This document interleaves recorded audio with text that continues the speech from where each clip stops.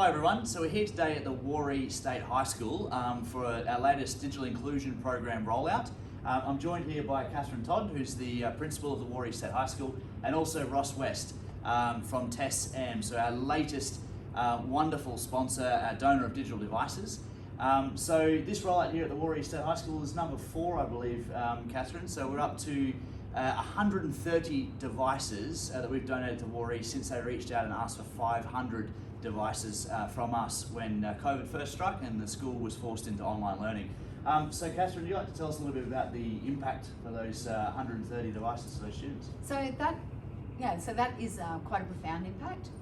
So much of learning now it assumes that students have got access to really a one-to-one device 24 hours of the day, although of course we don't want them using it late into the night for non-school related things. But yeah, so there is an expectation really that all of their work now is just produced in a digital format, utilising Office and other products. There's a whole lot of specialist software that kids need to be able to utilise not only at work, not only at school while they're in the classroom, but also at home. A lot of our students are engaged in online learning, so they're actually relying on being able to access online classrooms and things like that. So if you don't have a device, then it really limits your capacity to engage in that kind of learning back to 9 till 3.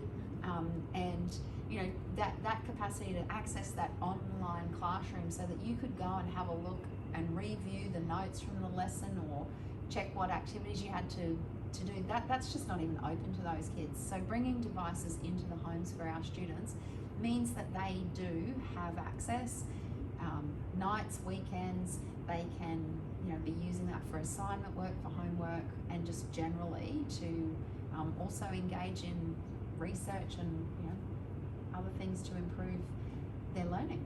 Yeah, wonderful. It's the powers of the digital world, eh? So we met just some of the recipients earlier, so 5 of the recipients. We don't get to meet all of them, of course, because it's a fair logistical exercise handing out all the devices. What's it like for you when you hand a digital device to these students? What's their reaction? So it's exciting for them. Of course, when you meet them, they are shy and a little bit timid, but you can see eventually they come out of their shell because they know that they're going to get something that in the main their family just can't afford to be able to supply for them because their families are often struggling to meet the basic needs of housing and shelter and food and uniforms and other things that the kids need for school. So it just opens up a whole new world for the kids to be able to access learning at home and access other also social and enjoyment activities that they can have by having a digital device, and they're genuinely really grateful for that. Yeah, terrific.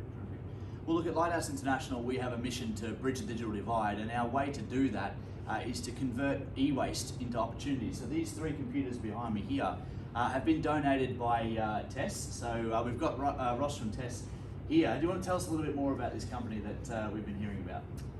Yeah, thanks, Jack. And it's great to be involved in this initiative.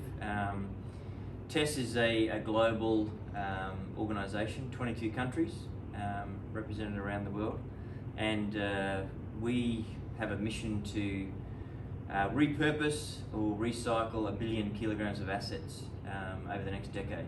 And part of that is extending the life of assets.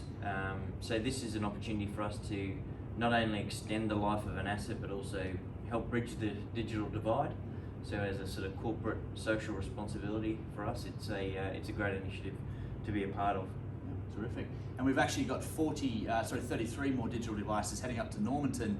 We're heading out this afternoon to donate them. Ross was going to come out with us and make the journey, but has other commitments. But we're looking at establishing a bit more of a partnership. Ross, what do you see the sort of grand vision with LiteHaus being? Yeah, I think it's really quite obvious when you attend something like this and you get to engage directly with students. You see the challenges directly that they have, and that's just everywhere. Sometimes we assume that access to a device but also connectivity is there, and that's not always the case. So you know, I think there's just so much work to do, but also so much opportunity.